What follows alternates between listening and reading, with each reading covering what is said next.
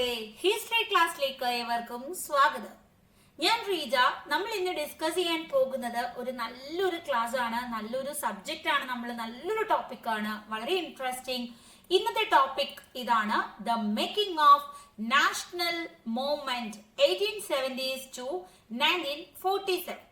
അപ്പൊ നമ്മൾ ഇന്ത്യ എന്ന മഹാരാജ്യത്ത് താമസിക്കുന്നു. ഇവിടെ തിരിഞ്ഞു നോക്കിയപ്പോൾ അല്ലെ, ഇപ്പൊ നിങ്ങൾ അങ്ങോട്ടും ഇങ്ങോട്ടും തിരിഞ്ഞു നോക്കാനല്ല, നമ്മൾ വർഷങ്ങൾക്ക് മുന്നേ നമ്മുടെ അപ്പൂപ്പന്മാരൊക്കെ താമസിക്കുന്ന ആ സമയങ്ങളിൽ എന്താണ് ഇവിടെ നടന്നത്, നമുക്ക് എങ്ങനെയാണ് ഇന്ന് നമ്മൾ ഈ ആസ്വദിക്കുന്ന സ്വാതന്ത്ര്യം ലഭിച്ചത്, ഇതിനെ കുറിച്ചൊക്കെയാണ് നമ്മൾ ഇന്ന് ഡിസ്കസ് ചെയ്യാൻ പോകുന്നത്. അപ്പൊ ഫ്രീഡം മൂവ്മെന്റ്സ് ആണ് നമുക്ക് ഇന്ന് കാണേണ്ടത്. നമ്മുടെ സ്വാതന്ത്ര്യം എങ്ങനെ നമുക്ക് നേടിത്തന്നു, അവരെ കുറിച്ചൊക്കെയാണ്.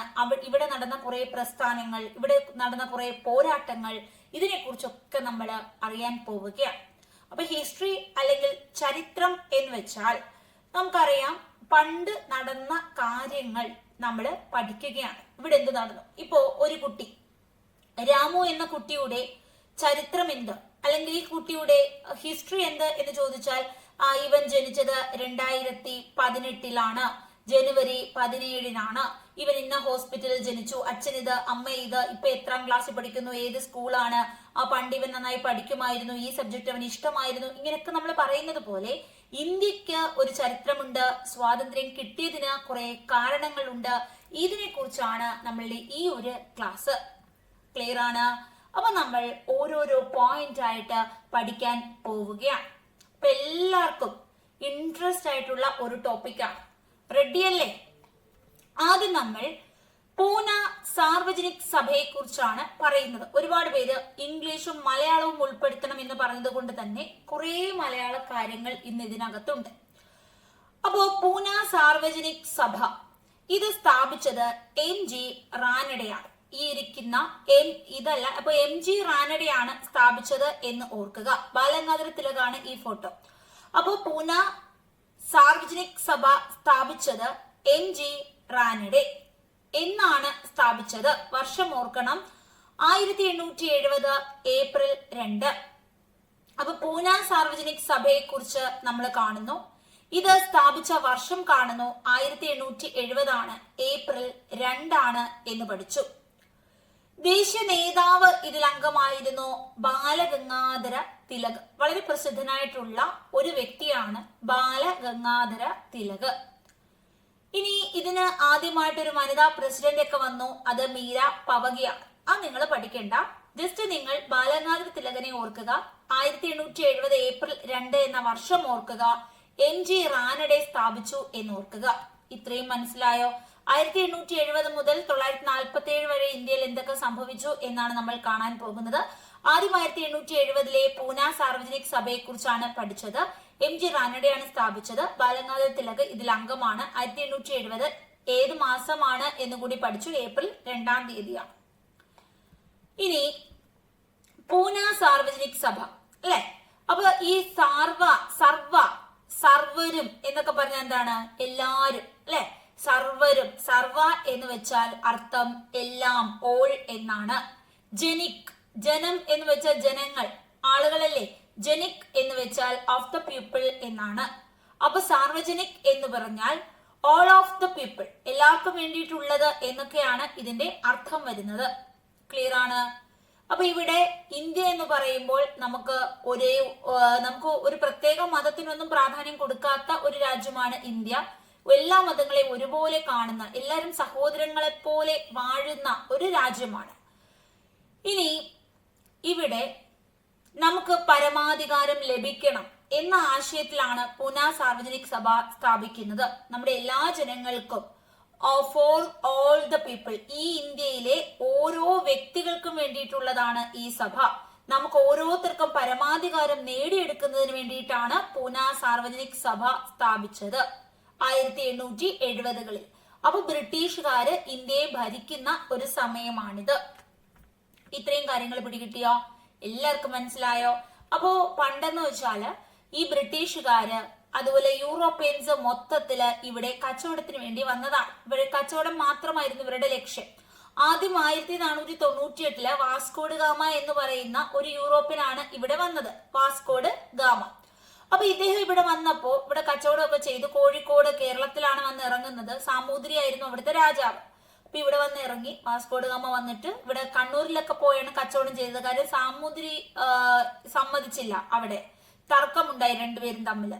അങ്ങനെ കണ്ണൂരിൽ പോയി കച്ചവടമൊക്കെ ചെയ്ത് ഇദ്ദേഹം തിരിച്ച് വന്നത് പോർച്ചുഗീസ് ലിസ്ബണിൽ നിന്നാണ് വന്നത്. അപ്പോ മാനുവൽ രാജാവാണ് ഇങ്ങോട്ട് പറഞ്ഞു വിട്ടത്. ഇന്ത്യ എന്ന് പറയുന്ന ഒരു രാജ്യമുണ്ട്, അവിടെ അടിപൊളിയാണ് കച്ചവടം ചെയ്യാനെന്നൊക്കെ പറഞ്ഞിട്ട് രാജാവാണ് ഇങ്ങോട്ട് അയച്ചത്. അപ്പോ വാസ്കോഡ ഗാമ ഇവിടെ വന്നു, ഇവിടെ കച്ചവടമൊക്കെ ചെയ്തു. തിരിച്ച് പോർച്ചുഗലിലോട്ട് പോയപ്പോഴത്തേക്ക് വന്നതിനേക്കാളും 60 മടങ്ങ് ലാഭമാണ് ഉണ്ടായത്. അപ്പൊ അവിടെ എല്ലാം അറിഞ്ഞു, ഇവിടെ ഒരു രാജ്യമുണ്ട് ഇന്ത്യ, അവിടെ പോയാൽ ഭയങ്കര കച്ചവടമാണ്, വൻ കോടീശ്വരനാകാം. അപ്പോഴത്തേക്ക് അടുത്ത ആളുകൾ ഇങ്ങോട്ട് വരാൻ തുടങ്ങി. അങ്ങനെ ഒരുപാട് ആളുകൾ ഇവിടെ വന്നു. അപ്പോ ആദ്യം വന്ന യൂറോപ്യനാണ് ഈ പോർച്ചുഗീസുകാര്. പിന്നെ പോർച്ചുഗീസുകാരെ കൂടാതെ വന്നവരാണ് ആരൊക്കെ വന്നു? ഡച്ചുകാര് വന്നു, ബ്രിട്ടീഷുകാര് വന്നു, പിന്നെ ഫ്രഞ്ചുകാർ വന്നു. ഇത്ര യൂറോപ്യൻസ് വന്നു. അതുപോലെ തന്നെ യൂറോപ്യൻസിനേക്കാളും മുമ്പ് ഇവിടെ പല രാജ്യക്കാരുമായി കച്ചവടം ചെയ്യുന്നുണ്ടായിരുന്നു. അറബികളായിട്ട്, ഈജിപ്ഷ്യന്മാരുമായിട്ട്, പേർഷ്യക്കാരുമായിട്ട്, പിന്നെ ചൈനക്കാരുമായിട്ടൊക്കെ കച്ചവടം ഉണ്ടായിരുന്നു. അപ്പൊ പല രാജ്യങ്ങളുമായിട്ട് കച്ചവടബന്ധം പുലർത്തിയ ഒരു രാജ്യമാണ് നമ്മുടെ ഇന്ത്യ. അപ്പൊ സമാധാനമായി ജീവിച്ചുകൊണ്ടിരിക്കുകയായിരുന്നു. കുറെ നാട്ടുരാജാക്കന്മാരായിരുന്നു ഇന്ത്യ ഭരിച്ചുകൊണ്ടിരുന്നത്. അങ്ങനെ ഇരിക്കുമ്പോഴാണ് എന്ത് സംഭവിക്കുന്നത്? ഈ കച്ചവടത്തിന് വേണ്ടി വന്ന ബ്രിട്ടീഷുകാർക്ക് നമ്മുടെ നാട്ടുരാജാക്കന്മാർ തമ്മിൽ വലിയ ഐക്യമൊന്നുമില്ല എന്ന് മനസ്സിലാക്കുകയും എളുപ്പത്തിൽ ഇവിടുത്തെ ഭരണം കൈക്കലാക്കാം എന്ന് മനസ്സിലാക്കുകയും ചെയ്ത ഇവർ ഇന്ത്യയുടെ ഈ അധികാരം നോക്കാൻ തുടങ്ങി. അങ്ങനെ ഇവിടെ അധികാരം വെട്ടിപ്പിടിക്കാനുള്ള ഒരു ശ്രമം തുടങ്ങുന്നു. പരസ്പരം അങ്ങോട്ടും ഇങ്ങോട്ടും ഒക്കെ നാട്ടുരാജാക്കന്മാരെയൊക്കെ തല്ലിപ്പിടിപ്പിച്ച് ഇവര് അധികാരം കയ്യിൽ. പിന്നെ ബ്രിട്ടീഷുകാരുടെ കയ്യിലായി നമ്മുടെ ഇന്ത്യ ആരുടെ കയ്യിലായി? ബ്രിട്ടീഷുകാരെ പിടിച്ചെടുത്തു. അപ്പൊ ഇവരാണ് പിന്നെ ഇവിടുത്തെ കാര്യങ്ങളൊക്കെ നിയന്ത്രിച്ചത്. അപ്പൊ വെറുതെ കച്ചവടത്തിന് വേണ്ടി ഇവിടെ വന്നവരാണ് ഇവര്. ഓക്കെയാണ്. നോട്ട്സ് ഇട്ടിട്ടുണ്ട് കേട്ടോ, കിട്ടും നിങ്ങൾക്ക്. കിട്ടിയിട്ടില്ലെങ്കിൽ ഉടനെ തന്നെ കിട്ടും. അപ്പോ കച്ചവടത്തിന് വേണ്ടിയിട്ട് വന്നവരാണ്. കുറച്ചു കഴിഞ്ഞപ്പോ എന്ത് ചെയ്തു? ഇവിടുത്തെ അധികാരികളായി. പിന്നെ ഇവിടുത്തെ നാട്ടുരാജാക്കന്മാരൊക്കെ അവരെ തൊഴുതുകൊണ്ട് നിൽക്കുകയാണ്. അവര് പറയുന്നത് ഇവർക്ക് കേൾക്കാൻ പറ്റും. ആ ഒരു അവസ്ഥയായി. ക്ലിയർ ആണ്? എല്ലാവർക്കും മനസ്സിലായി? ഓക്കെയാണ്. പ്രീവിയസ് ക്വസ്റ്റ്യൻസിന്റെ കാര്യങ്ങൾ നോട്ട്സ് ഒക്കെ കൊടുത്തിട്ടുണ്ട്. നിങ്ങൾക്ക് ഉടനെ തന്നെ ഗ്രൂപ്പിൽ കിട്ടും കേട്ടോ. ഓക്കെയാണ്. എല്ലാവർക്കും പിടികിട്ടിയല്ലോ? ഇനി ഞാനൊരു കഥ പറഞ്ഞത് കൊണ്ടാണ് പെട്ടെന്ന് കഥയിലോട്ട് പോയത്. ഇപ്പോഴാണ് കമന്റ് നോക്കിയത്. അപ്പൊ നമ്മള് അങ്ങനെ കച്ചവടം ബ്രിട്ടീഷുകാരുടെ കയ്യിലായപ്പോ അവര് നല്ല രീതിയിലല്ല ഇന്ത്യ ഭരിക്കുന്നത്. അവര് ഇപ്പോ ഒരു രാജാവ് ഇവിടെ ഉണ്ട്. രാജാവ് ജനങ്ങളുടെ നന്മ നോക്കി നല്ല രീതിയിൽ എല്ലാവർക്കും എല്ലാം കൊടുത്ത് ഭരിക്കുകയാണെങ്കിൽ ആർക്കും ഒരു പരാതിയില്ല. കാരണം നമുക്ക് നന്നായിട്ട് ഇവിടെ ജീവിക്കാൻ പറ്റുന്നുണ്ട്, സമാധാനമുണ്ട്, നമുക്ക് നല്ല സമ്പത്തുണ്ട്, നമ്മൾ നല്ല ആശ്വാസത്തിൽ ജീവിക്കുവാണെങ്കിൽ നമുക്കൊരു കംപ്ലൈന്റും ഇല്ല. പക്ഷെ അങ്ങനെ ആയിരുന്നില്ല. ബ്രിട്ടീഷുകാർ നോക്കുമ്പോൾ ഏതോ കുറച്ച് ജനങ്ങൾ, അവർക്ക് എന്താണ് ആത്മാർത്ഥത നമ്മളോട്, അല്ലെ? അവരുടെ വെറും ഒരു കോളനി മാത്രമാണ് നമ്മൾ. അവർക്ക് വേണ്ടത് ഇവിടെ നിന്ന് നമ്മളെ കൊണ്ട് കുറെ സാധനങ്ങളൊക്കെ കൃഷി ചെയ്യിക്കണം. അവരെങ്ങനെങ്കിലുമൊക്കെ അടിച്ച് പിടിച്ച് നമ്മളെ കൊണ്ട് കൃഷി ചെയ്യിക്കുന്നു. ഒരു റെസ്റ്റും കൊടുക്കാണ്ട് കൃഷി ചെയ്യിക്കുന്നു. എന്നിട്ട് ഈ കൃഷി കൊണ്ടുപോയി സാധനങ്ങൾ അവര് വ്യവസായത്തിന് വേണ്ടി ഉപയോഗിക്കുന്നു. ഇപ്പൊ നീലം മുക്കൽ കളറൊക്കെ വരാൻ വേണ്ടിയിട്ട്, അതുപോലെ പരുത്തി തോട്ടങ്ങളൊക്കെ ഇവിടെ ഉണ്ടാക്കി. എന്നിട്ട് അവർ കൊണ്ടുപോയി ഡ്രസ്സ് ഉണ്ടാക്കും. ഇവര് വലിയ മെഷീൻസ് ഒക്കെ വെച്ചിട്ട് ഡ്രസ്സ് ഉണ്ടാക്കി ലോകം മുഴുവൻ ഇവര് കച്ചവടം ചെയ്യുകയാണ്. കുറെ സാധനങ്ങൾ ഇന്ത്യയിലും കൊണ്ടുവന്ന് കച്ചവടം ചെയ്ത് നമ്മുടെ ഉള്ള പൈസയും കൊണ്ടുപോകും. അപ്പൊ ഇവിടുത്തെ ജനങ്ങളെ എല്ലാ കോളനികളോടും അവരിങ്ങനെയാണ് ചെയ്തത്. വളരെ കഷ്ടപ്പെടുത്ത് എന്ത് ചെയ്യും? അവര് നമ്മളെ കൊണ്ടങ്ങ് ഒരുപാട് ജോലി ചെയ്യിക്കും. ഒരു റെസ്റ്റും തരാണ്ട് നമുക്ക് കൂലിയൊന്നും തരത്തില്ല. വളരെ തുച്ഛമായ പൈസയ്ക്ക് ഭക്ഷണവും ഇല്ല, നമുക്ക് പൈസയും ഇല്ല. വളരെ പട്ടിണി പാവങ്ങളായിട്ടുള്ള ആളുകൾ അവര് എല്ലും തോലുമായി മാറുന്ന രീതിയിലായിരുന്നു ഇവിടുത്തെ സ്ഥിതി. അപ്പോൾ വളരെയധികം ഇവരെ ദുരിതത്തിലാഴ്ത്തി. പിന്നെ ഇവരിവിടെ കുറച്ച് വ്യവസായങ്ങളൊക്കെ സ്ഥാപിച്ചു. അവിടെ ഇവരെന്ത് ചെയ്തു? മൃഗങ്ങളെ പോലെ ജോലി ചെയ്യിച്ചു. അപ്പോൾ എല്ലാ അർത്ഥത്തിലും നമ്മൾ എന്ത് ചെയ്യുകയാണ്? അടിമകളെ പോലെ കാണുന്ന ഒരാളുകളായിരുന്നു ബ്രിട്ടീഷുകാര്. എന്നിട്ട് നമ്മുടെ സാധാരണക്കാരെ എല്ലാ ജനങ്ങൾക്കും ഒരുപാട് ജോലി ചെയ്യണം. അവർക്ക് ഭക്ഷണമില്ല, അവർക്ക് വെള്ളമില്ല, അവർക്ക് നല്ല വസ്ത്രമില്ല, പാർപ്പിടമില്ല. വളരെ ദാരിദ്ര്യം പിടിച്ച ഒരു ജീവിതം മാത്രം. അപ്പൊ ഇവര് എന്ത് ചെയ്യാണ്? ഇവര് നമ്മളെ ചൂഷണം ചെയ്ത് ഇങ്ങനെ അവര് സമ്പന്നരാവുകയാണ്. അവരെ ഈ കൃഷി ചെയ്ത് തുച്ഛമായ പൈസക്ക് സാധനങ്ങളെല്ലാം കൊണ്ടുപോയി അവർ വലിയ വിലയ്ക്ക് മറ്റു രാജ്യങ്ങളിലൊക്കെ വിറ്റ് അവർ വലിയ വലിയ പണക്കാരായി മാറി. ഇതാണ് ചെയ്തത്. കുറച്ചു നാൾ കഴിഞ്ഞപ്പോഴത്തേക്ക് ഇവിടുത്തെ ജനങ്ങൾക്ക് ബോധം വന്നു. ഈ വിദ്യാഭ്യാസം ഒക്കെ കിട്ടിയ വളരെ കുറച്ചു പേർക്ക് ബോധം വരുന്നു. ഇതെന്താണ് ഇങ്ങനെ? നമ്മളിവിടെ അടിമകളെ പോലെ കഴിയുകയാണ്. നമ്മുടെ നാട്ടിൽ അന്യ കുറച്ച് ആളുകൾ വന്നിട്ട് നമ്മുടെ ജനങ്ങളെയൊക്കെ ഉപദ്രവിക്കുകയാണ്. അപ്പൊ നമ്മുടെ ജനങ്ങൾ ഇത് തിരിച്ചറിഞ്ഞിട്ട് നമ്മൾ ഒന്നിച്ചു നിന്ന് ഇവരെ അങ്ങ് ഓടിച്ചു വിട്ടാൽ നമുക്കിവിടെ സമാധാനത്തോടെ വാഴുന്നൂടെ എന്ന് കുറച്ച് ആളുകൾക്ക് തോന്നുകയും അങ്ങനെയാണ് ഇവരെന്ത് ചെയ്യുന്നത്, എല്ലാ ജനങ്ങൾക്കും വേണ്ടിയിട്ട് ആദ്യം ഒരു സ്ഥാനം ഉണ്ടാക്കുകയാണ്. 1870 പൂന സാർവജനിക് സഭ സ്ഥാപിക്കുന്നത്. ഓക്കെയാണ്, എല്ലാവർക്കും മനസ്സിലായി. അപ്പോ ഇന്ത്യൻ ജനങ്ങൾക്ക് ഒന്നിച്ച് നിൽക്കുന്നതിന് വേണ്ടിയിട്ടും ഇവർക്ക് പരമാധികാരം ഉണ്ടാകുന്നതിന് വേണ്ടിയിട്ടുമാണ് ഇങ്ങനൊരു സംഘടന രൂപീകരിക്കുന്നത്. 1878 ആകുന്നു. അപ്പൊ ഈ 70കളിൽ ഇങ്ങനൊരു സംഘടന സ്ഥാപിച്ചിട്ട് ജനങ്ങൾക്ക് മനസ്സിലാകാൻ വേണ്ടിയിട്ട് സാധാരണ ഭാഷയിൽ നിങ്ങളെ ചൂഷണം ചെയ്തുകൊണ്ടിരിക്കുകയാണ് എന്ന് അവർക്ക് എഴുതി അറിയിക്കുന്നു. അപ്പൊ പല ആളുകൾക്ക് അന്ന് എഴുത്തും വായനയൊന്നും അറിയില്ല. അപ്പോ അതുകൊണ്ട് തന്നെ എന്ത് ചെയ്യുന്നു, പലർക്കും ഈ കാര്യങ്ങളൊക്കെ മനസ്സിലാക്കാൻ പറ്റുന്നില്ല. അപ്പോ ഇത് പ്രഭാഷണങ്ങൾ, പ്രസംഗങ്ങൾ, കവിതകൾ, നാടകങ്ങൾ, ഇങ്ങനെ പല രൂപങ്ങൾ, ജനങ്ങൾ ഇതൊക്കെ തിരിച്ചറിയണം. അതിനു വേണ്ടിയിട്ട് പല രീതിയിൽ ജനങ്ങളിലേക്ക് ഈ കാര്യം അറിയിക്കുകയാണ്. നിങ്ങൾ ഓരോരുത്തരെയും ചൂഷണം ചെയ്യുകയാണ്, ഇവർ നിങ്ങളെ ഉപദ്രവിക്കുകയാണ്, നിങ്ങൾ ഇതിന് നിന്നു കൊടുക്കരുത് എന്നുള്ള രീതിയിൽ കാര്യങ്ങൾ ജനങ്ങളിലേക്ക് എത്തിക്കുന്നുണ്ട്. അപ്പൊ 1878 ആയപ്പോ ബ്രിട്ടീഷ് സർക്കാർ എന്ത് ചെയ്തു, ഈ ഭാഷാ പത്രങ്ങൾ, പ്രാദേശിക പത്രങ്ങൾ ഒന്നും ഇവിടെ പറ്റത്തില്ല എന്നുള്ള രീതിയിൽ അവർ നിയന്ത്രണം കൊണ്ടുവരുന്നു. അപ്പൊ എന്തെങ്കിലുമൊക്കെ പത്രങ്ങൾ പ്രസിദ്ധീകരിക്കണമെങ്കിൽ അതിന്റെ കണ്ടന്റ് ഒക്കെ നോക്കാൻ ഇവിടെ ആളുകളെ നിർത്തി. കാര്യം ജനങ്ങളെല്ലാം കാര്യങ്ങൾ തിരിച്ചറിഞ്ഞാൽ ബ്രിട്ടീഷുകാർക്ക് ഇവിടുന്ന് പോകേണ്ടി വരുമല്ലോ. അപ്പൊ ബ്രിട്ടീഷുകാർ പോയി കഴിഞ്ഞാൽ ഇവിടുന്ന് കിട്ടുന്ന സമ്പത്ത് എല്ലാവർക്കും നഷ്ടപ്പെടത്തില്ലേ, അവർക്ക് നഷ്ടമാണല്ലോ. അപ്പൊ അവരെന്ത് ചെയ്തു, ജനങ്ങൾ ഇത് അറിയണ്ട, അതുകൊണ്ട് ഈ പത്രം എല്ലാം അങ്ങ് നിരോധിക്കുന്നു. ഇങ്ങനെ ഇവിടെ ഒന്നും പറ്റത്തില്ല, ഇങ്ങനെ ഒരു പത്രം ഒന്നും ഇറക്കി വിടാൻ പറ്റത്തില്ല, ജനങ്ങൾ ഇതൊന്നും അറിയാൻ പാടില്ല. അപ്പൊ അങ്ങനെ ആരെങ്കിലും ഒക്കെ ഇറക്കിയാൽ അവരെ പിടിച്ച് തുറങ്കലിലടയ്ക്കും. അപ്പൊ അങ്ങനെ പല ഭാഗത്തും എന്ത് ചെയ്തു, ഈ ദേശീയവാദ ആശയങ്ങളൊക്കെ പ്രചരിപ്പിച്ചിട്ടിരുന്നതാണ്. അപ്പോഴാണ് ഭാഷാ പത്രങ്ങളൊക്കെ നിരോധിച്ചത്. ഇതാണ് വെർണിക്കുലർ ആംസ് ആക്ട് എന്ന് പറയുന്നത്. 1878 ബ്രിട്ടീഷുകാര് ഈ ഒരു നിയമം കൊണ്ടുവന്നത്. ക്ലിയർ ആണ്, എല്ലാവർക്കും മനസ്സിലായി. അപ്പോ റിപ്പൺ എന്ന് പറയുന്ന വൈസ്രോയി ആണ് ഇൽബർട്ട് ബില്ല് കൊണ്ടുവരുന്നത്. അപ്പൊ നമ്മളിപ്പോ വെർണിക്കുലർ പ്രസ് ആക്ട് കണ്ടു, അത് 1878 പത്രങ്ങളൊന്നും ഇവിടെ വേണ്ട എന്നുള്ളതാണ് വെർനാക്കുലർ പ്രസ് ആക്ട്. വെർനാക്കുലർ പ്രസ് ആക്ട്, ഇതാണ് ഇംഗ്ലീഷിലും അതേപോലെ തന്നെയാണ് എഴുതുന്നത്, വെർനാക്കുലർ പ്രസ് ആക്ട് എന്നാണ്. വെർനാക്കുലർ പ്രസ് ആക്ട്, വെർനാക്കുലർ പ്രസ് ആക്ട് പ്രാദേശിക പത്രങ്ങൾക്ക് നിയന്ത്രണം ഏർപ്പെടുത്തുകയാണ്. ഇനി മറ്റൊരു നിയമം ഉണ്ടായിരുന്നു, ഇൽബർട്ട് ബില്ല്. ഇതെന്ന് വെച്ചാല് ഇതും ഇതുപോലെ തന്നെയാണ്. നമ്മുടെ ഇന്ത്യയിലെ ജഡ്ജിമാർക്ക് യൂറോപ്യനിൽ നിന്നുള്ള പ്രതികളായവരെ വിചാരണ ചെയ്യാനുള്ള ഒരു അവസരമായിരുന്നു. ഇപ്പൊ യൂറോപ്യക്കാർ ഇവിടെ വന്ന് വല്ല തെറ്റുമൊക്കെ ചെയ്തു കഴിഞ്ഞാൽ ഇന്ത്യൻ ജഡ്ജിമാർക്ക് ഇവരെ വിചാരണ ചെയ്യാനുള്ള അവസരമായിരുന്നു ഇൽബർട്ട് ബില്ല്. റിപ്പൺ ആണ് ഇൽബർട്ട് ബില്ല്. ഈ റിപ്പൺ എന്ന് പറയുന്ന വ്യക്തി വൈസ്രോയി ആയിരുന്നപ്പോഴാണ് ഇൽബർട്ട് ബില്ല് കൊണ്ടുവന്നത്. 1883 അതായത് ഇവിടെ ബ്രിട്ടീഷുകാര് വന്നു. ബ്രിട്ടീഷുകാര് അവരുടെ ഒരു വ്യക്തി വൈസ്രോയി ആയി നിയമിച്ചിരുന്നു. കാര്യങ്ങളൊക്കെ മേൽനോട്ടം വഹിക്കുന്നതിന് വേണ്ടിയിട്ടാണ് വൈസ്രോയിയെ നിയമിച്ചത്. അപ്പൊ ആരാണ് ഇൽബർട്ട് ബിൽ കൊണ്ടുവന്നതെന്ന് ചോദിച്ചാൽ റിപ്പൺ ആണ്, ലോർഡ് റിപ്പൺ വൈസ്രോയി ആയിരുന്നു. 1883 ഇത്രയാണ് നമ്മൾ അറിയേണ്ടത്. ക്ലിയർ ആണ്. ഇനി നമുക്ക് വേണ്ടത് മറ്റൊരു കാര്യമാണ്. അപ്പൊ നമ്മൾ എത്ര കാര്യങ്ങൾ മനസ്സിലാക്കി, എല്ലാവർക്കും പിടികിട്ടുന്നുണ്ടോ? നമ്മൾ ആദ്യം ബ്രിട്ടീഷുകാരൊക്കെ ഇവിടെ വന്നത് എങ്ങനെയാണെന്ന് മനസ്സിലാക്കി. ആദ്യം വന്ന യൂറോപ്യനായ വാസ്കോഡ് ഗാമയെ കണ്ടു. 1498 മെയ് 20 കോഴിക്കോട് വന്നിറങ്ങി.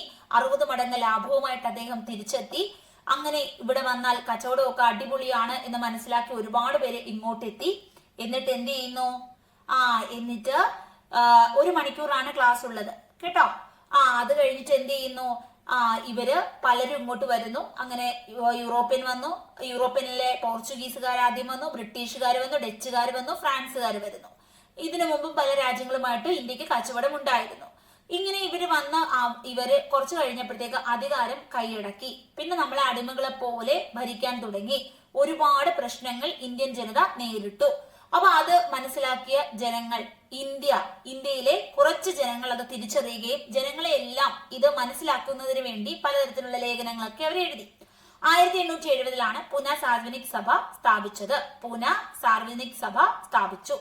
അപ്പൊ ഈ പൂന സാർവജനിക് സഭ എന്ന് പറയുമ്പോൾ MG റാനഡെയാണ് സ്ഥാപിച്ചത്. 1870 ഏപ്രിൽ 2.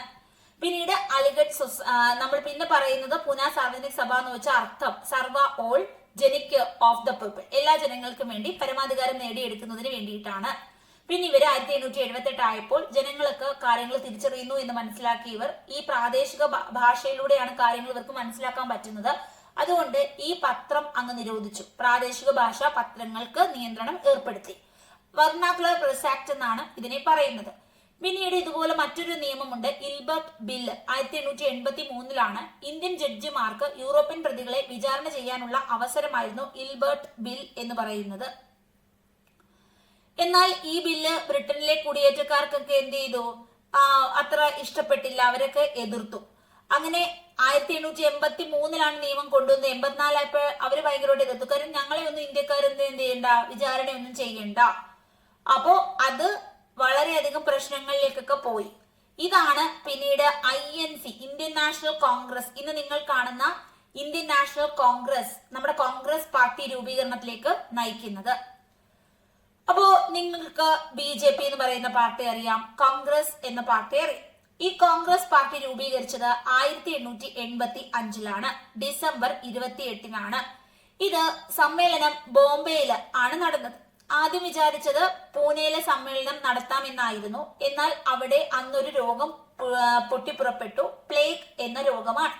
അപ്പൊ 1885 ഡിസംബർ 28 ഏത് ഒരു പാർട്ടിയാണ് രൂപീകരിച്ചത്?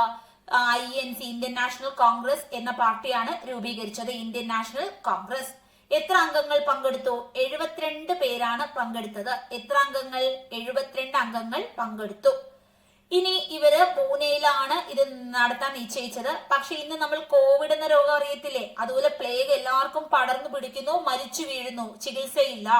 അങ്ങനെ പ്ലേഗ് കാരണം എന്ത് ചെയ്തു, ഈ ഒരു സ്ഥലം മാറ്റി, പൂനെയിൽ നിന്ന് ബോംബെയിലേക്ക് സ്ഥലം മാറ്റി. ബോംബെയിലെ തേജ്പാൽ കോളേജിൽ വെച്ചിട്ടാണ് നമ്മുടെ ആദ്യത്തെ INC സമ്മേളനം നടന്നത്. ഈ INC സമ്മേളനത്തിന്റെ അധ്യക്ഷൻ WC ബാനർജി ആയിരുന്നു. അധ്യക്ഷൻ ആരായിരുന്നു? WC ബാനർജി. അപ്പൊ എല്ലാരും ഒന്ന് ആലോചിച്ച് നോക്കിയേ, INC ഇന്ത്യൻ നാഷണൽ കോൺഗ്രസ് രൂപീകരിച്ച വർഷം ഒന്ന് പറയാമോ? ഇന്ത്യൻ നാഷണൽ കോൺഗ്രസ് രൂപീകരിച്ച വർഷം എല്ലാരും ഒന്ന് കമന്റ് ചെയ്യാമോ? 1885 ഡിസംബർ 28. ഈ ഇന്ത്യൻ നാഷണൽ കോൺഗ്രസിനെ കുറിച്ച് മറ്റൊരു കാര്യം ചോദിക്കട്ടെ. ആദ്യ അധ്യക്ഷൻ ആര് എന്നാണ് മാം പറഞ്ഞത്? ആദ്യ അധ്യക്ഷൻ INCയുടെ ആരാണെന്നാ മാം പറഞ്ഞത്? WC ബാനർജി. ആരാണ്? WC ബാനർജി. ക്ലിയർ ആണ്? എല്ലാവർക്കും മനസ്സിലായോ? WC ബാനർജിയാണ് ആദ്യ അധ്യക്ഷൻ എന്ന് പിടികിട്ടിയില്ലേ? ഒരുപാട് പ്രധാന നേതാക്കൾ ഇതിന്റെ അധ്യക്ഷനായി മാറി. ദാദാഭായ് നവറോജി മാറി, ഫിറോസ് ഷാ മേത്ത, ബദ്രുദ്ദീൻ ധിയാബ്ജി, സുധേന്ദ്രനാഥ് ബാനർജി, റോം RC ദത്ത്, ഇനി സുബ്രഹ്മണ്യ അയ്യർ, ഇങ്ങനെ പല ആളുകളും INCയുടെ നേതാക്കളായിരുന്നു. ആദ്യ INC സമ്മേളനത്തിൽ ഇവർ പങ്കെടുത്തു. ക്ലിയർ ആണ്? ഇനി ആദ്യ INC സമ്മേളനം നടന്നത് ബോംബെയിലായിരുന്നു അല്ലെ?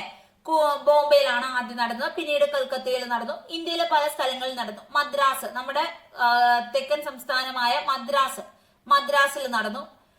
ഇനി ദാദാഭായ് നവറോജി ആണെങ്കിൽ 3 വട്ടമാണ് ദാദാഭായ് നവറോജി INCയുടെ അധ്യക്ഷനായിട്ടുള്ളത്. ഇന്ത്യൻ നാഷണൽ കോൺഗ്രസ് INC എന്ന പേര് നിർദ്ദേശിച്ചതും ആര് തന്നെയാണ്? ദാദാഭായ് നവറോജിയാണ്. ക്ലിയർ ആണ്? INCക്ക് പേരിട്ടതാരാ? ദാദാഭായ് നവറോജി. എന്നാണ് INC രൂപീകരിച്ചത്? 1885 ഡിസംബർ 28. ആദ്യ സമ്മേളനത്തിൽ എത്ര പേർ പങ്കെടുത്തു? 72 പേരാണ് പങ്കെടുത്തത്.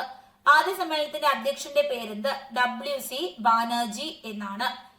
അപ്പോ ഇന്ത്യക്കാരനായിട്ടുള്ള ആദ്യ അധ്യക്ഷനാണ് നമ്മുടെ ദാദാഭായ് നവറോജി. പാഴ്സി വംശജനാണ് ദാദാഭായ് നവറോജി.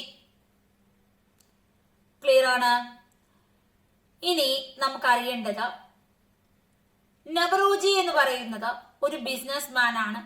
ഇദ്ദേഹം ലണ്ടനിലൊക്കെ പോയി പഠിച്ചിട്ടുള്ള വ്യക്തിയാണ്. ഇദ്ദേഹം ബ്രിട്ടീഷ് പാർലമെന്റിൽ അംഗം ആയിട്ടുള്ള ഒരു വ്യക്തിയാണ്. അപ്പോ ബ്രിട്ടീഷ് പാർലമെന്റിൽ അംഗമായിട്ടുള്ള വ്യക്തി, നമ്മുടെ ഇന്ത്യയുടെ സാമ്പത്തിക ശാസ്ത്രത്തിന്റെ പിതാവ് എന്നാണ് ഇദ്ദേഹത്തെ വിശേഷിപ്പിക്കുന്നത്. സാമ്പത്തിക ശാസ്ത്രത്തിന്റെ പിതാവ്. അതുപോലെ ഇന്ത്യയുടെ വന്ധ്യവയോധികൻ എന്നറിയപ്പെടുന്നതും ദാദാഭായ് നവറോജിയാണ്. വന്ധ്യവയോധികൻ, ഇന്ത്യയുടെ വന്ധ്യവയോധികൻ, സാമ്പത്തിക ശാസ്ത്രത്തിന്റെ പിതാവ്, എക്കണോമിക്സിന്റെ പിതാവ്. അപ്പൊ ഇദ്ദേഹമാണ് എന്ത് ചെയ്യുന്നത്, INC എന്ന പേര് ആദ്യമായി വിളിച്ചത്. ഓക്കെയാണ്. ഇനി എയോഹ്യുമാണ് INC എന്ന് പറയുന്ന ഈ ഒരു ഇന്ത്യൻ നാഷണൽ കോൺഗ്രസ് രൂപീകരിച്ച വ്യക്തി. ഇന്ത്യൻ നാഷണൽ കോൺഗ്രസ് രൂപീകരിച്ച വ്യക്തിയുടെ പേരെന്ത്? അത് എയോ ഹ്യൂമാണ്. ഇദ്ദേഹമാണ് ഈ ഐഡിയ കൊണ്ടുവരുന്നത്. അടുത്തത്, INCക്ക് ഒരുപാട് അധ്യക്ഷന്മാർ വന്നു. നെഹ്റു അധ്യക്ഷനായി.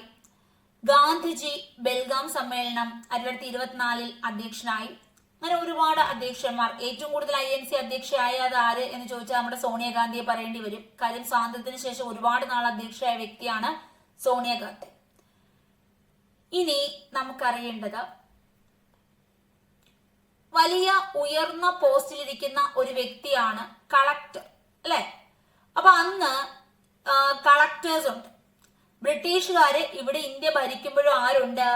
കളക്ടേഴ്സ് ഉണ്ട്. ബ്രിട്ടീഷുകാര് ഇന്ത്യ ഭരിക്കുമ്പോൾ ഇവിടെ ആരുണ്ട്? കളക്ടേഴ്സ് ഉണ്ട്. വലിയ ജോലിയാണ്. ഇവർക്ക് വലിയ അധികാരമുണ്ട്. ഇവർക്ക് എന്തുണ്ട്? അധികാരമുണ്ട്. എന്നാൽ ഈ ഒരു പരീക്ഷ എഴുതാനുള്ള അവസരം ഇന്ത്യക്കാർക്ക് ഉണ്ടായിരുന്നില്ല. അതായത് ഇവര് കളക്ടർ എങ്ങാനും ആയിക്കഴിഞ്ഞാൽ പിന്നെ ഇവരുടെ കയ്യിലാവത്തില്ലേ അധികാരം. അതുകൊണ്ട് ഇന്ത്യക്കാര് ഈ ഒരു IAS എക്സാം എഴുതാൻ അനുവദിച്ചില്ല. സിവിൽ സർവീസ് എക്സാം എഴുതാൻ അനുവദിച്ചില്ല. അങ്ങനെ അന്ന് നിങ്ങൾ ചോദിക്കുകയാണ്, ഇപ്പൊ പഠിക്കുന്ന ആരെങ്കിലും ഉണ്ടായിരുന്നു വെച്ചാൽ ഉണ്ടായിരുന്നു. ഒരുപാട് പേർ അന്ന് വിദ്യാഭ്യാസമുള്ളവരായിരുന്നു. നമ്മുടെ ഗാന്ധിജിയൊക്കെ തന്നെ ആണെങ്കിലും ലണ്ടനിൽ പോയാണ് വിദ്യാഭ്യാസം ചെയ്ത് LLB പഠിച്ചത്. നെഹ്റു ആണെങ്കിലും വിദേശത്ത് പോയി പഠിച്ച വ്യക്തിയാണ്. അങ്ങനെ പല ആളുകളും വിദ്യാസമ്പന്നരും ഉണ്ടായിരുന്നു. ഒട്ടും വിദ്യാഭ്യാസമില്ലാത്ത, എഴുത്തുമായോ ഒന്നും അറിയാത്ത ആളുകളും ഉണ്ടായിരുന്നു. അപ്പൊ എഡ്യൂക്കേറ്റഡ് ആയിട്ടുള്ള ആളുകൾ ഒരുപാട് പേര് അന്നുണ്ടായിരുന്നു. അപ്പോ അന്നത്തെ കാലഘട്ടം എന്ന് പറയുന്നത് വളരെ വ്യത്യസ്തമാണ്. ഇപ്പൊ MBBS എന്ന് പറയുന്ന ഒരു വിദ്യാഭ്യാസം പെൺകുട്ടികൾക്ക് പഠിക്കാൻ പോലും പറ്റാത്ത കാലഘട്ടമായിരുന്നു. പിന്നീടാണ് അതൊക്കെ മാറുന്നത്. പിന്നെ അതുപോലെ തന്നെ പലർക്കും മതപരമായിട്ടൊന്നും നാട് കടന്നുപോയി പഠിച്ചുകൂടാ, അങ്ങനെയൊക്കെ നിയമം ഉണ്ടായിരുന്നു. മതപരമായ നിയമങ്ങൾ ഉണ്ടായിരുന്നു. ഒരു നാട് വിട്ടുപോയി മറ്റൊരു രാജ്യത്ത് പോയി പഠിക്കാൻ പാടില്ല, അത് മതത്തിൽ നിന്ന് എതിരാണ് എന്നൊക്കെ പറഞ്ഞിട്ട് പലതരത്തിലുള്ള അന്ധവിശ്വാസങ്ങളൊക്കെ ഉണ്ടായിരുന്നു. അതൊക്കെ മാറി. അപ്പോ നമ്മുടെ ICS എക്സാം എന്നാണ് ഇതിനെ പറയുന്നത്. കാരണം സിവിൽ സർവീസ് എക്സാം എന്നുള്ള രീതിയിലാണ്. അത് എഴുതാനുള്ള അവസരം ആദ്യം ഇന്ത്യക്കാർക്ക് ഉണ്ടായിരുന്നില്ല. പിന്നീട് സമരം നടക്കുന്നു. സമരത്തിന്റെ ഫലമായിട്ട് ഇവർക്ക് ICS എക്സാം എഴുതാനുള്ള അവസരം നൽകുന്നു. പക്ഷെ ഇവർ ലണ്ടനിൽ പോയി എഴുതണം. അപ്പൊ അന്ന് ലണ്ടനിലോട്ട് പോവുക എന്ന് പറയുമ്പോൾ കപ്പലിലൊക്കെ പോകണം. അതിന് വൻ ചെലവാണ്. അപ്പൊ പണക്കാർക്ക് മാത്രമേ ഈ ഒരു എക്സാം എഴുതാൻ അനുമതി ഉണ്ടായിരുന്നുള്ളൂ എന്ന് ചുരുക്കം. പിന്നീട് അത് 1922 മുതൽ ഇന്ത്യയിൽ വെച്ച് തന്നെ നടത്തപ്പെട്ടു. ഒരേ സമയം ഇന്ത്യയിലും അതുപോലെ തന്നെ അതേസമയം ലണ്ടനിലും ഒരുമിച്ച് നടക്കും. അപ്പോ ഈ ഒരു ബ്രിട്ടീഷുകാർ അവിടെ നിന്ന് പഠിച്ചെഴുതും. അപ്പൊ അവരിവിടെ പാസ്സായി വരുവാണെങ്കിൽ അവർക്ക് ഇവിടെ വന്ന് ഇന്ത്യയിൽ വന്ന് ഇവിടുത്തെ ഏതെങ്കിലുമൊക്കെ നാട്ടുരാജ്യത്തിലൊക്കെ ഇവർക്ക് എന്ത് ചെയ്യാം, കളക്ടറായിട്ട് ജോലി ചെയ്യാം. അപ്പൊ ഈ ഒരു എക്സാം ഇന്ത്യക്കാർക്ക് എഴുതാൻ പറ്റുമെങ്കിലും ഈ ബ്രിട്ടീഷുകാർക്ക് പറ്റുന്ന രീതിയിലുള്ള ക്വസ്റ്റ്യൻസ് ഒക്കെ ആയിരുന്നു. അവിടെ നമ്മുടെ പല ഇന്ത്യക്കാരും ഇത്രയും വിദഗ്ധമായിട്ട് പാസ്സായിട്ടുണ്ട് ഈ എക്സാം കേട്ടോ. അതുകൂടി നമ്മൾ ആലോചിക്കണം. അപ്പൊ ആദ്യകാലങ്ങളില് അത് ഒരു സമരത്തിന്റെ ഭാഗമായി വളരെ അധികാര പദവിയുള്ള IAS പോലുള്ള ജോലികൾ ഇന്ത്യക്കാർക്ക് നിഷേധിച്ചിരുന്നു. പിന്നീട് ഒരുപാട് സമരങ്ങൾ നടന്നപ്പോൾ ലണ്ടനിൽ വന്ന് എഴുതിക്കോളൂ എന്ന് പറഞ്ഞു. അപ്പോൾ അത് പണക്കാർക്ക് മാത്രമേ അങ്ങോട്ട് പോയി എഴുതാൻ പറ്റത്തുള്ളായിരുന്നു. പിന്നീട് ഇവിടെ 3-4 സെന്ററുകൾ അനുവദിച്ചു എക്സാം എഴുതാൻ. ക്ലിയർ ആണ്? എല്ലാവർക്കും മനസ്സിലായോ? എല്ലാവർക്കും പിടി കിട്ടിയോ? അങ്ങനെ INC രൂപീകരിച്ച കാര്യമൊക്കെ നമ്മൾ കണ്ടല്ലോ. 1885 ഡിസംബറിൽ രൂപീകരിച്ചു എന്ന്. അപ്പൊ ആദ്യകാല കോൺഗ്രസ് നിരവധി സാമ്പത്തിക വിഷയങ്ങളൊക്കെ പറഞ്ഞു. ബ്രിട്ടീഷുകാരുടെ ഭരണം ദാരിദ്ര്യമാണ്, ക്ഷാമമാണ് എന്നവർ മനസ്സിലാക്കി. കർഷകർക്കൊക്കെ വളരെ ദുരന്തമായിട്ടുള്ള ജീവിതമാണ് ഉണ്ടായിരുന്നത്. ഇവിടെ ഭക്ഷ്യക്ഷാമം ഉണ്ടായി. കാര്യം ഇവിടെ ഉണ്ടാക്കുന്ന എല്ലാം യൂറോപ്യൻസ് എന്ത് ചെയ്യുകയാണ്, കയറ്റുമതി ചെയ്തുകൊണ്ട് പോവാണ്. നമ്മുടെ ജനങ്ങൾക്ക് ഭക്ഷണം കഴിക്കാനൊന്നും കിട്ടുന്നില്ല. ഇനി സൈനിക ചെലവൊക്കെ വളരെ കൂടുതലായിരുന്നു. പിന്നെ കോൺഗ്രസ് എന്ത് ചെയ്തു, പറഞ്ഞു നിങ്ങൾ സൈനിക ചെലവൊക്കെ ഇച്ചിരി കുറയ്ക്കണം, നിങ്ങൾ ജലസേചനത്തിനൊക്കെ കൂടുതൽ ഫണ്ട് നൽകണം നിങ്ങൾ ചുമ്മാ ശമ്പളമൊക്കെ വലിയ തുക എഴുതിയെടുത്ത് നമ്മുടെ ഇന്ത്യയിൽ ഇവിടെ ജീവിക്കുകയാണ്. ബ്രിട്ടീഷുകാർക്ക് അടിപൊളി ജീവിതമാണ്, വലിയ ശമ്പളമൊക്കെയാണ്. ഉപ്പിനൊക്കെ ആണെങ്കിൽ വൻ നികുതിയായിരുന്നു. പിന്നെ ഒരുപാട് തരത്തില് ദുരിതങ്ങളായിരുന്നു ഇവിടെ ഉണ്ടായിരുന്നത്. ക്ലിയർ ആണ്. അപ്പൊ കോൺഗ്രസ്സുകാര് ആദ്യ കാലഘട്ടത്തിൽ പാവപ്പെട്ടവർക്കാണ് കൂടുതൽ പ്രാധാന്യം നൽകിയത്. കൃഷിക്കാരുടെ, പാവപ്പെട്ട തൊഴിലാളികളുടെ പ്രശ്നങ്ങളാണ് അവർ ചർച്ച ചെയ്തത്. ഇവര് വലിയ വ്യവസായികൾക്ക് വേണ്ടിയിട്ടോ സമീന്ദാർമാർക്ക് വേണ്ടിയിട്ടോ ഒന്നും സംസാരിച്ചില്ല. സമീന്ദേഴ്സ് എന്ന് പറയുന്നത് ഈ ബ്രിട്ടീഷ് ദിവാന്, ബ്രിട്ടീഷിലെ ഉന്നത അധികാരികൾ ഒരു ഇടനിലക്കാരനെ ഏർപ്പെടുത്തും. ഈ ഇടനിലക്കാരൻ കൃഷിക്കാരിൽ നിന്ന് നികുതി പിരിച്ച് ബ്രിട്ടീഷുകാർക്ക് നൽകും. അപ്പോ സെമീന്ദർ എന്ന് പറയുന്നത് വലിയ തുകയാണ് കൃഷിക്കാരിൽ നിന്ന് നേടിയെടുക്കുന്നത്. പലപ്പോഴും ഇവര് അവസാനം ഭൂമി പണയൊക്കെ വെക്കുകയും സെമീന്ദർമാർക്ക് തന്നെ ഇവരുടെ ഭൂമി സ്വന്തമാവുകയും ചെയ്തിരുന്നു. അപ്പോ കർഷകർക്ക് കൂടുതൽ ദുരിതവും ദുഃഖവുമാണ് ഈ സെമീന്ദർമാർ നൽകിയത്. അപ്പൊ അവർക്കൊന്നും വേണ്ടിയിട്ട് ബ്രിട്ടീഷ് ഈ INC സംസാരിച്ചില്ല. കാര്യം അവരൊക്കെ വലിയ ജന്മിമാരാണ്. ഇവർക്ക് പിന്നെ എന്തിനു വേണ്ടിയിട്ടാണ് സംസാരിക്കേണ്ടത്? അപ്പൊ അവർക്ക് എന്ത് ചെയ്തില്ല, INC ഇഷ്ടപ്പെട്ടില്ല. അപ്പൊ നമുക്ക് വേണ്ടി ആരെങ്കിലും സംസാരിച്ചാലല്ലേ നമുക്ക് അവരെ ഇഷ്ടപ്പെടൂ. അപ്പോ ജനങ്ങൾക്ക് ഈ അനീതികളെ കുറിച്ചുള്ള ഒരു ബോധമുണ്ടാക്കാൻ INC സഹായകമായി. ക്ലിയർ ആണ്. അപ്പൊ INC ഇങ്ങനെ സംസാരിച്ചപ്പോഴത്തേക്ക് കാര്യങ്ങളൊക്കെ ജനങ്ങൾക്ക് പിടികിട്ടി തുടങ്ങി. അവര് പത്രങ്ങളൊക്കെ പ്രസിദ്ധീകരിച്ചു, ലേഖനങ്ങളൊക്കെ എഴുതി. എന്നിട്ട് ബ്രിട്ടീഷുകാർ നമ്മളെ ചൂഷണം ചെയ്യുകയാണ്, ജനങ്ങൾ ഇത് തിരിച്ചറിയണം എന്നവർ പ്രസംഗങ്ങളും തുടങ്ങി. അപ്പൊ രാജ്യത്തിന്റെ വിവിധ ഭാഗങ്ങളില് ഇവരെന്ത് ചെയ്തു, ഇവരുടെ ആളുകളെ അയച്ചു. ഇവർക്ക് കുറെ മെമ്പേഴ്സ് ഉണ്ടല്ലോ. അപ്പൊ ഈ ജനങ്ങളെ ഇവര് വിവിധ ഭാഗങ്ങളിൽ, ഇന്ത്യയിലെ പല സ്ഥലങ്ങളിലേക്ക് ഇവർ അയച്ചു. എന്നിട്ട് എല്ലായിടത്തും പോയി പ്രസംഗം നടത്തും. അപ്പൊ കുറെ ആളുകൾ വന്നിരുന്ന് കേൾക്കും. അപ്പൊ അവർക്ക് മനസ്സിലായി, ശരിയാണല്ലോ, ഇവര് ചുമ്മാ വന്നിരുന്ന് നമ്മളെ ചൂഷണം ചെയ്യുമല്ലേ, ഇവരെല്ലാം കൂടെ നമുക്ക് ഒരുമിച്ച് നിന്ന് അങ്ങ് ഓടിച്ചു വിട്ടൂടെ.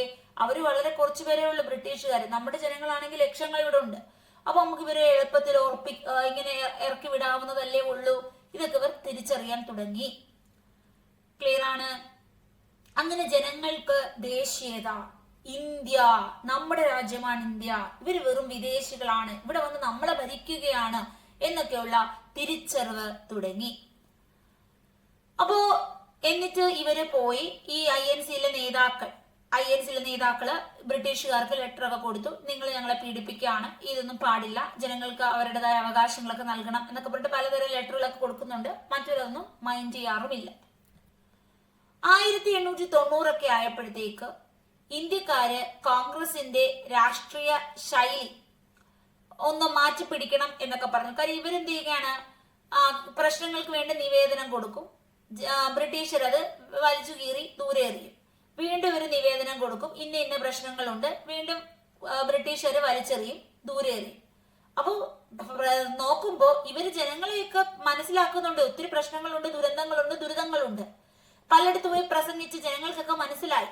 പക്ഷെ മാറ്റമൊന്നുമില്ല. കുറെ പ്രശ്നമുണ്ട്, അത് തിരിച്ചറിഞ്ഞ് നമ്മളിങ്ങനെ വെറുതെ ഇരിക്കുകയാണ്.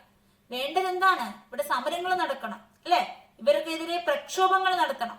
അപ്പൊ അതൊക്കെ INCയിലെ അംഗങ്ങൾക്ക്, അധ്യക്ഷന്മാർക്കൊക്കെ പേടിയായിരുന്നു.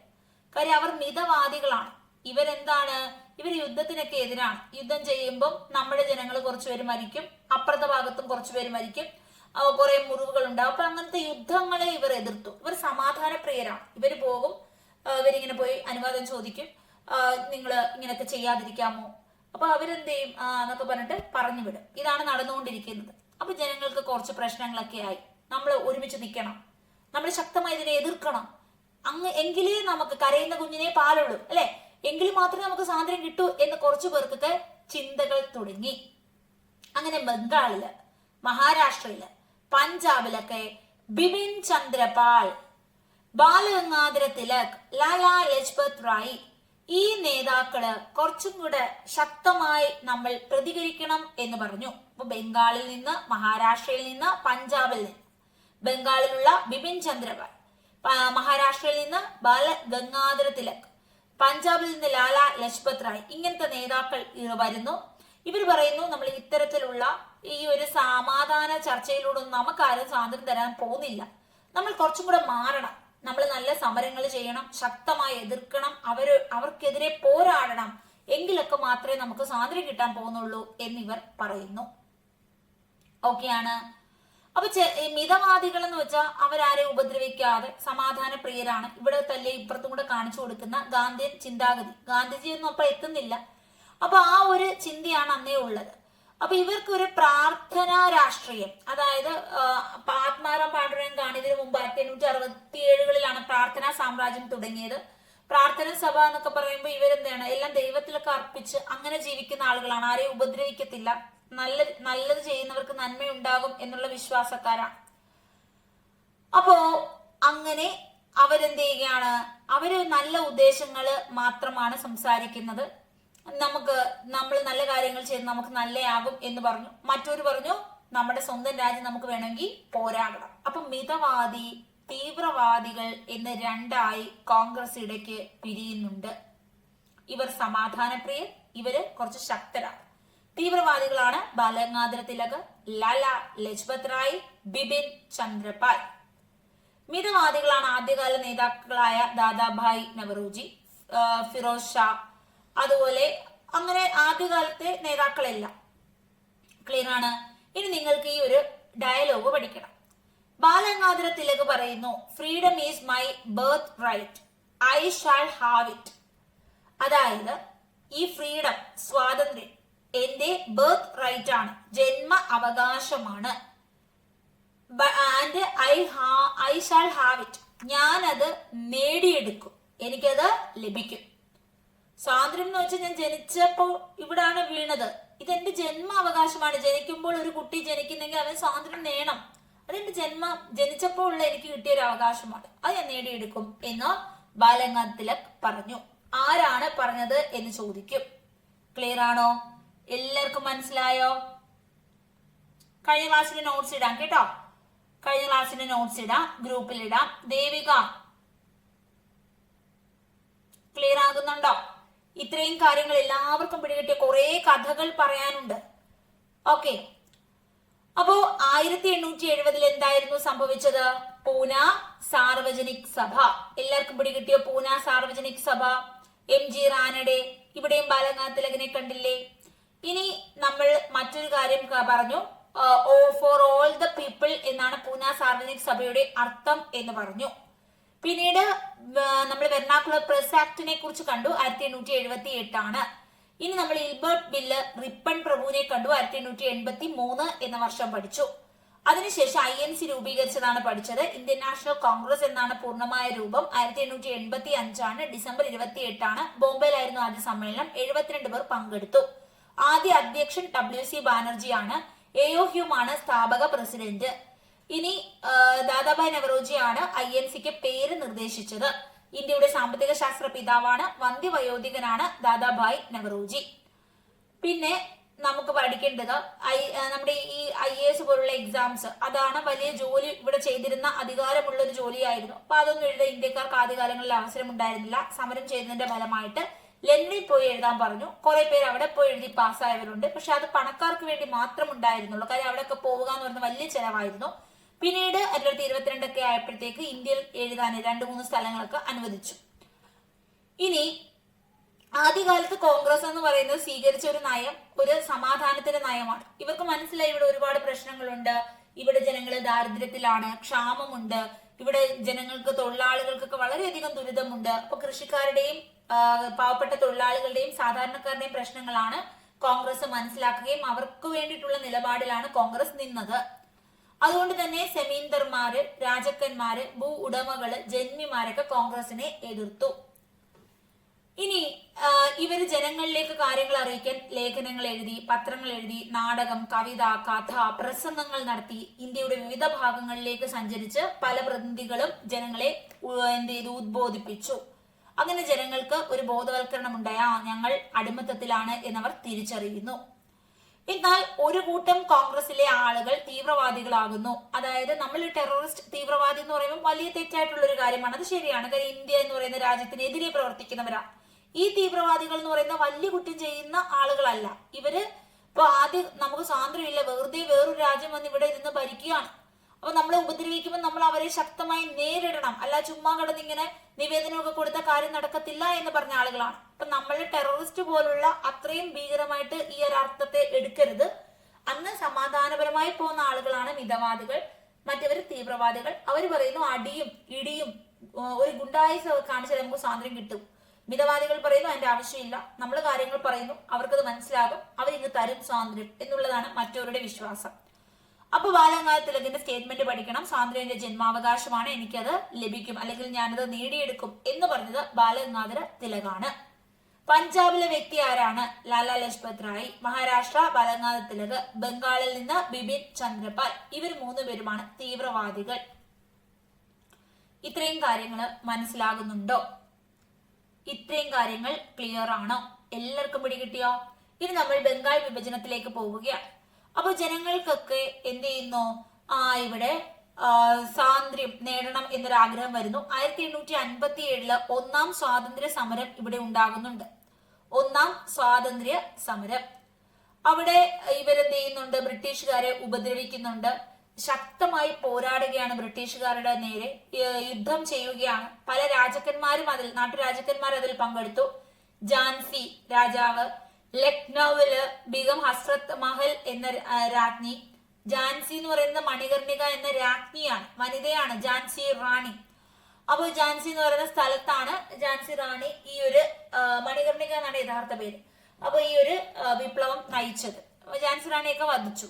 നാനാ സാഹിബ്, അതുപോലെ ഭക്ത് ഖാൻ ഡൽഹിയില് ഒരുപാട് പേര് കലാപം നയിച്ചു. പക്ഷെ ബ്രിട്ടീഷുകാർ എന്ത് ചെയ്തു? 1857 കലാപം. 58 ഒരു വർഷമൊക്കെ ആയപ്പോ ഇവര് അടിച്ചമർത്തി.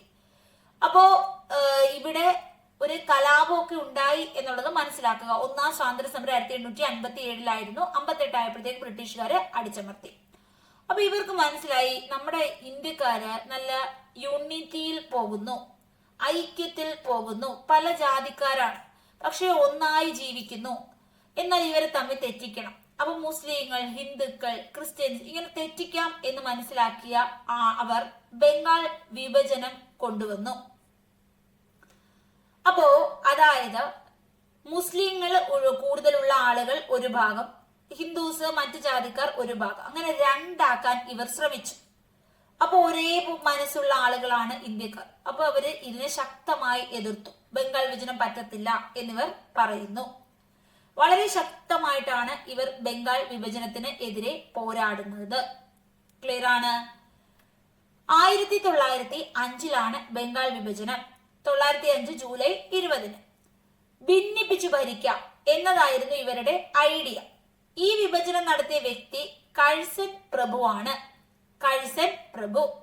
അന്നേരം INCയുടെ പ്രസിഡന്റ് ഗോപാലകൃഷ്ണ ഗോഖലെ ആയിരുന്നു. ബംഗാൾ വിഭജനം 1905 ജൂലൈ 20 അവർ ആഗ്രഹിച്ചെങ്കിലും ഒക്ടോബർ 16 നിലവിൽ വന്നത്. 1905 എന്നുള്ള ഡേറ്റ് നിങ്ങൾ ഓർക്കുക.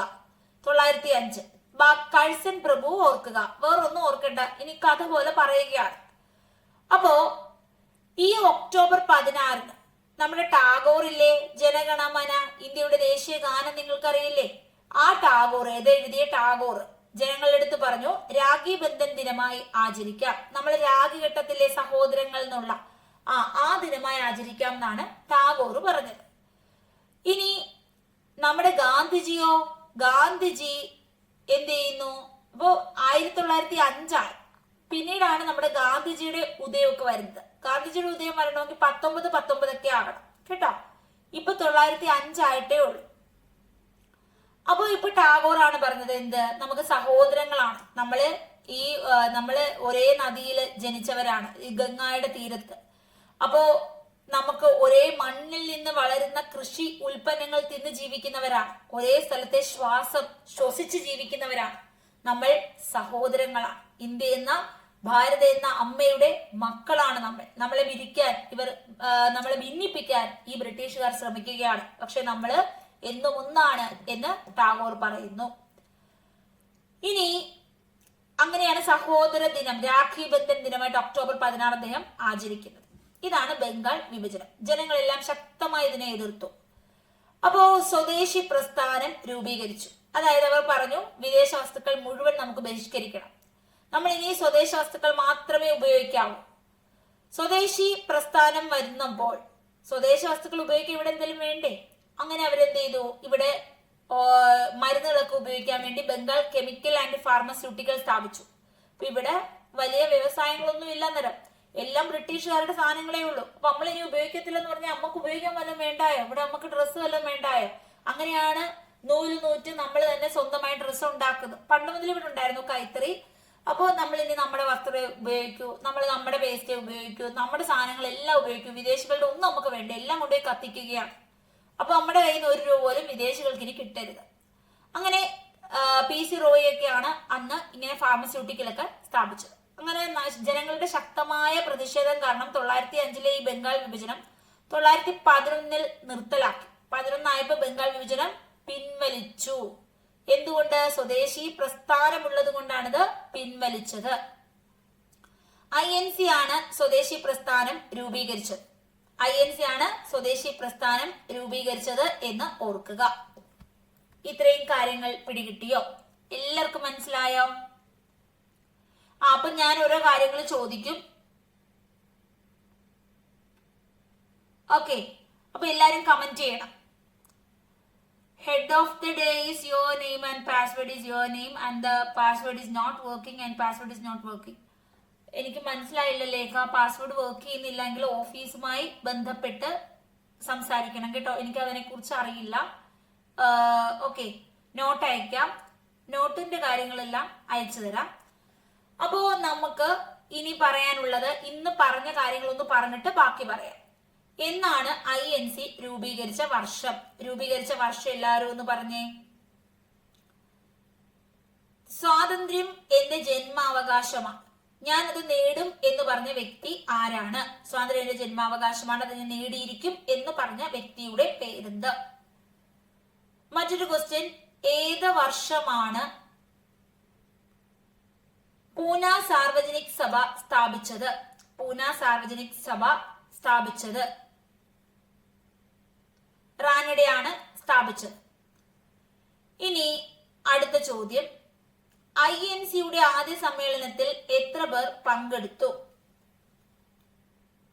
ഈ ചോദ്യം, ബംഗാൾ വിഭജനം നടന്ന വർഷം എന്നാണ്?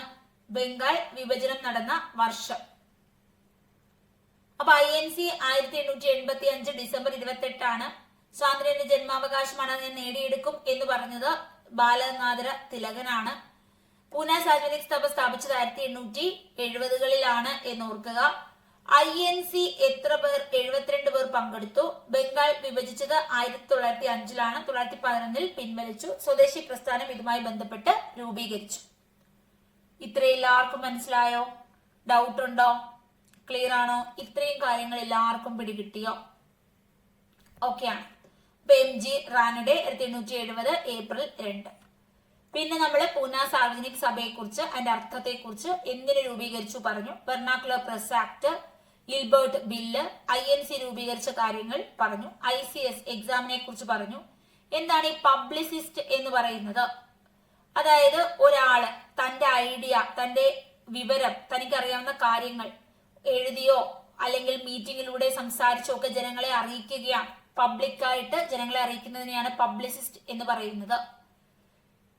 ഇനി നമ്മൾ ആദ്യകാല കോൺഗ്രസ് മിതവാദികളായിരുന്നു. ആരൊക്കെയാണ് തീവ്രവാദികൾ എന്ന ആശയം, റാഡിക്കൽ ചിന്താഗതി ആർക്കായിരുന്നു എന്ന് പറഞ്ഞു. അവര് പത്രങ്ങളിലൂടെയും ലേഖനങ്ങളിലൂടെയും നാടകങ്ങളിലൂടെയും കവിതകളിലൂടെയും പ്രസംഗങ്ങളിലൂടെയൊക്കെ ജനങ്ങളെ ബോധവൽക്കരിച്ചു, ജനങ്ങൾക്ക് മനസ്സിലാക്കി കൊടുത്തു അവർ ചൂഷണത്തിലാണ് എന്ന്. പിന്നെ നമ്മൾ ബംഗാൾ വിഭജനത്തെ കുറിച്ച് കണ്ടു. പിന്നീട് സ്വദേശി പ്രസ്ഥാനത്തെ കുറിച്ച് മനസ്സിലാക്കി. 905 സ്വദേശി പ്രസ്ഥാനം രൂപീകരിക്കുന്നത്. ഇനി നമുക്ക് വേണ്ടത് ഇന്ത്യൻ ഭാഷ പ്രയോഗം തുടങ്ങുന്നു. സ്വദേശി പ്രസ്ഥാനം രൂപീകരിച്ചു. ഇനി ബ്രിട്ടീഷ് ഭരണത്തെ അട്ടിമറിക്കാൻ വിപ്ലവകരമായ അക്രമം ആവശ്യമാണ് എന്ന് ചിലർ ചൂണ്ടിക്കാണിക്കുന്നു. ഓക്കെയാണ്. അങ്ങനെ 906 ധാക്ക എന്ന സ്ഥലം, ഡാക്ക എന്ന് പഠിക്കേണ്ട, ഈ ധാ വെച്ച് പഠിക്കുക.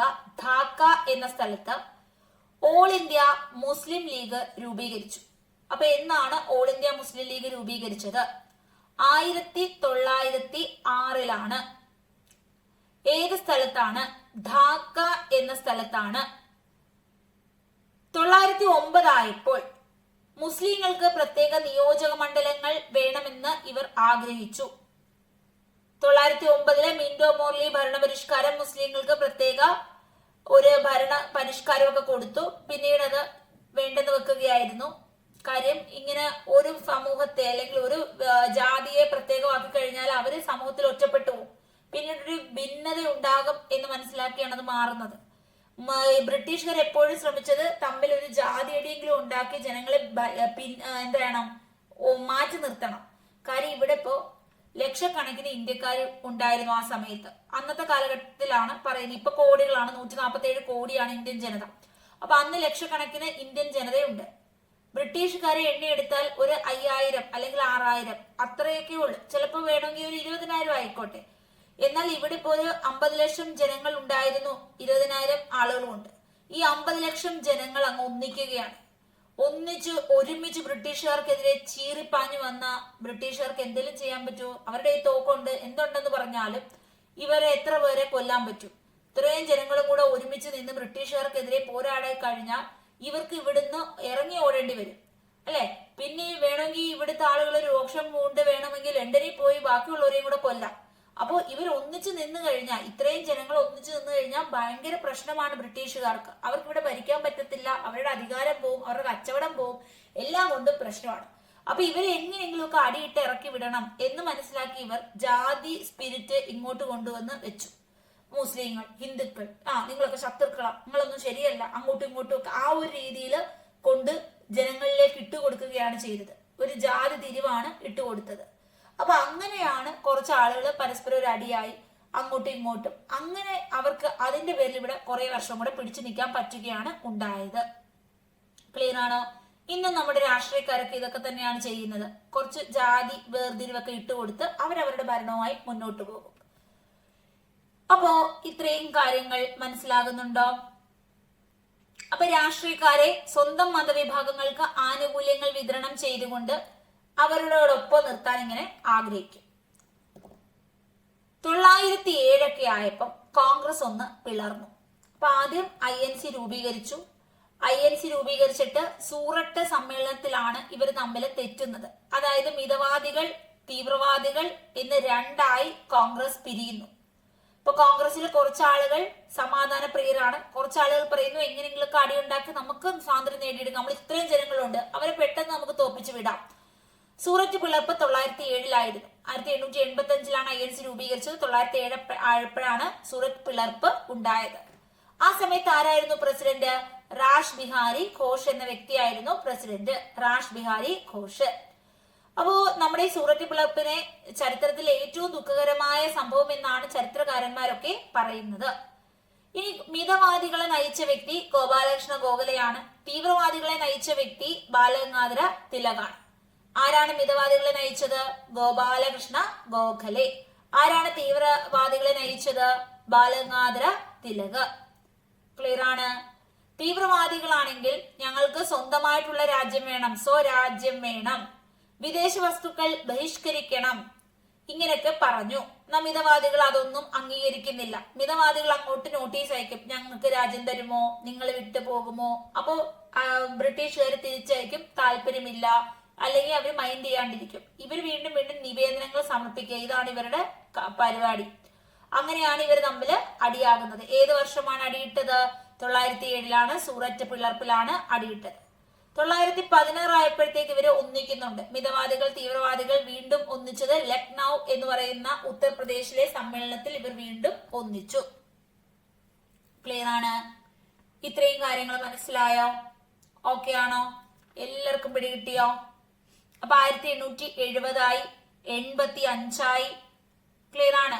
855 നമുക്കിപ്പൊ തന്നെ നിർത്താം. ഇത്രയും കാര്യങ്ങൾ മനസ്സിലാകുന്നുണ്ടോ? എല്ലാവർക്കും പിടികിട്ടുന്നുണ്ടോ?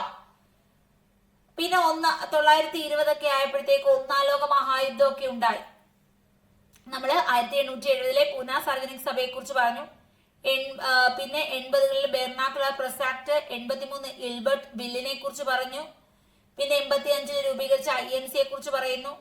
പിന്നെ 905 ബംഗാൾ വിഭജനത്തെ കുറിച്ച് പറഞ്ഞു. 905 തന്നെ സ്വദേശി പ്രസ്ഥാനം രൂപീകരിച്ചത് പറഞ്ഞു. ഇപ്പൊ നമ്മൾ 907 സൂററ്റ് പിളർപ്പിനെ കുറിച്ച് പറഞ്ഞു. 916 ഇവർ ഒന്നിച്ച കാര്യം പറഞ്ഞു. ഇനി 920 ഒന്നാം ലോക മഹായുദ്ധം.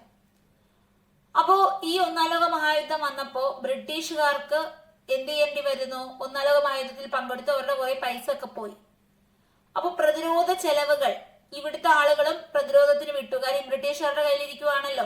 അപ്പൊ ഇന്ത്യക്കും കുറെ പൈസ ആയനത്തില് നഷ്ടപ്പെട്ടു. ബിസിനസ് ലാഭമൊക്കെ കുറെയൊക്കെ കുറഞ്ഞു. നികുതികളൊക്കെ അപ്പോഴത്തേക്ക് വർദ്ധിപ്പിച്ചു. സൈനിക ചെലവുകളൊക്കെ കൂടി. യുദ്ധം നടക്കുമ്പോൾ ഒരുപാട് സാധനങ്ങളൊക്കെ വേണമല്ലോ. അപ്പൊ ഭയങ്കരമായ പൈസ ആവശ്യം വന്നു. ഈ പൈസ ആവശ്യം വന്നപ്പോ ഇവരെന്ത് ചെയ്തു? ബ്രിട്ടീഷുകാർ സാധാരണക്കാർക്ക് നികുതി അങ്ങ് കൂട്ടി. അവർക്ക് പൈസ വാങ്ങിക്കുന്ന ആരിൽ നിന്നാണ്? ഒന്നും അറിയാത്ത നമ്മുടെ ഇവിടുത്തെ പെറും പട്ടിണി പാവങ്ങളിൽ നിന്നാണ് അവർ നികുതി വാങ്ങിക്കുന്നത്. അപ്പോ സാധാരണക്കാർക്ക് എല്ലാം വലിയ ബുദ്ധിമുട്ടുണ്ടായി. അപ്പോ യുദ്ധത്തില് ബിസിനസ്സുകാർക്ക് എന്ത് ചെയ്തു? വലിയ ലാഭം ഉണ്ടായി. കാര്യം ഇവര് അവർക്ക് ആവശ്യമുള്ള വസ്ത്രങ്ങള്, മറ്റു മെഡിസിൻസ് ഇതൊക്കെ അങ്ങോട്ടും ഇങ്ങോട്ടും ഒക്കെ കൊടുത്ത് അവര് ലാഭം കൊയ്തു. നമ്മുടെ ജനങ്ങള് വീണ്ടും ഒന്നും അറിയാത്ത നമ്മുടെ ഇന്ത്യയില് ഇപ്പൊ നമ്മൾ മനസ്സിലാക്കിയ കാര്യം, ബ്രിട്ടീഷുകാര് വളരെയധികം പ്രശ്നങ്ങൾ ഇവിടെ സൃഷ്ടിച്ചു എന്നുള്ളത് മാത്രമാണ്. അങ്ങനെ ബിസിനസ് ഗ്രൂപ്പുകൾക്ക് യുദ്ധത്തില് ഭയങ്കരമായിട്ടുള്ളൊരു ലാഭം കൊയ്യാന് അവർക്ക് സാധിച്ചു. ഈ ഒരു യുദ്ധം വന്നപ്പോ നമ്മുടെ കുറച്ച് ഇന്ത്യൻ ആളുകളെയൊക്കെ മറ്റു രാജ്യങ്ങളിൽ ഈ ബ്രിട്ടീഷുകാർ കൊണ്ടുപോയി അവർക്ക് വേണ്ടി യുദ്ധം ചെയ്യുന്നതിന് വേണ്ടി ഏഷ്യയില് ആഫ്രിക്കയിലെ ഒക്കെ ജനങ്ങളെ അവര് നിരീക്ഷിച്ചു. അപ്പോ ഇന്ത്യക്കാർക്ക് മനസ്സിലായി ബ്രിട്ടീഷുകാര് നമ്മളെ ചൂഷണം ചെയ്യുകയാണ്. പല രാജ്യത്തെ ആളുകളും ഇങ്ങനെ ചൂഷണം ചെയ്യപ്പെടുന്നു എന്ന് വിദേശത്ത് പോയ ഇവർ തിരിച്ചറിഞ്ഞു. അങ്ങനെ ഇവർ കൊളോണിയൽ ഭരണത്തെ എതിർക്കാൻ തീരുമാനിക്കുന്നു. ഇനി ഇവരെ എതിർത്ത് ഇവിടുന്ന് പുറത്താക്കണമെന്ന ആഗ്രഹത്തോടു കൂടിയാണ് യുദ്ധത്തിന് ശേഷം പലരും ഇവിടെ തിരിച്ചെത്തുന്നത്. അപ്പോ യുദ്ധകാലത്ത് വ്യവസായങ്ങൾക്കൊക്കെ ലാഭം കിട്ടി. ഇന്ത്യൻ വ്യവസായങ്ങളൊക്കെ വികസിച്ചു എന്ന് കണ്ടു. അപ്പൊ കൂടുതൽ അവസരങ്ങളൊക്കെ ബിസിനസ് ഗ്രൂപ്പുകൾക്ക് വരുന്നു. ബ്രിട്ടീഷുകാരുടെ ലക്ഷ്യം എന്ന് പറയുന്നത് ലാഭം കൊയ്യുക മാത്രമാണ്. സൈന്യം അവർ വലുതാക്കുന്നതെന്ന് വെച്ചാൽ അവർക്ക് പ്രൊട്ടക്ഷന് വേണ്ടിയിട്ടാണ്. ഇനി 1917 റഷ്യയില് വിപ്ലവമുണ്ടായി. അപ്പൊ എന്നാണ് റഷ്യയില് വിപ്ലവം ഉണ്ടായത്? 1917 റഷ്യ എന്ന രാജ്യമില്ലേ?